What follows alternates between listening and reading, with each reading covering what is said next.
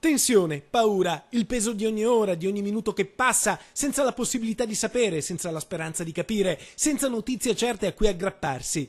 Il tempo scorre lentamente verso un futuro ignoto. E questo è il clima che si respira a Martellago, paese di 20.000 anime alla periferia di Mestre. È qui che abitano i genitori di Gianluca Salviato, il tecnico veneto di 48 anni, scomparso in Libia in circostanze misteriose.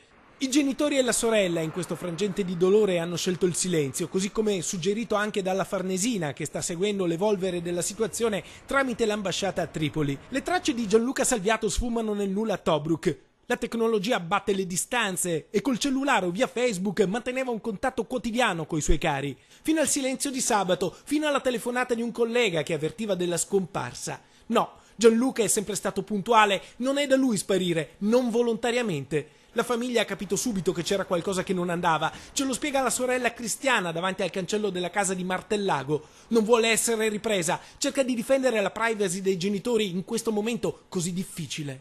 Non è la vicinanza solo delle amministrazioni, del sindaco, ma è la vicinanza dell'intera comunità e dell'intera cittadinanza.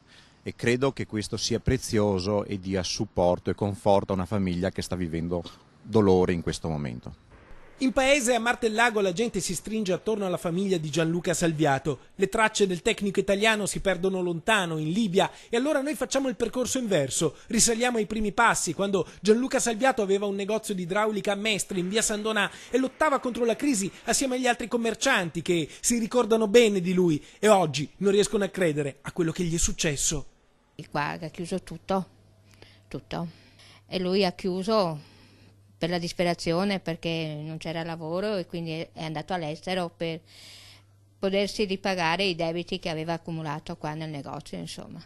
Il tecnico italiano lavora per la Ravanelli di Venzone. L'azienda friulana che opera nel settore delle costruzioni ha avviato le prime ricerche, ha distribuito foto di Gianluca Salviato, ha offerto una ricompensa a chi possa dare informazioni utili a ritrovarlo. In questo momento però non è arrivata ancora nessuna richiesta di riscatto. L'auto di Gianluca Salviato è stata ritrovata abbandonata a Tobruk con le chiavi nel cruscotto e il kit dell'insulina sul sedile. È malato di diabete da anni. Adesso, senza farmaci, la sua vita è a rischio. Bisogna fare in fretta. Il tempo scorre impietoso.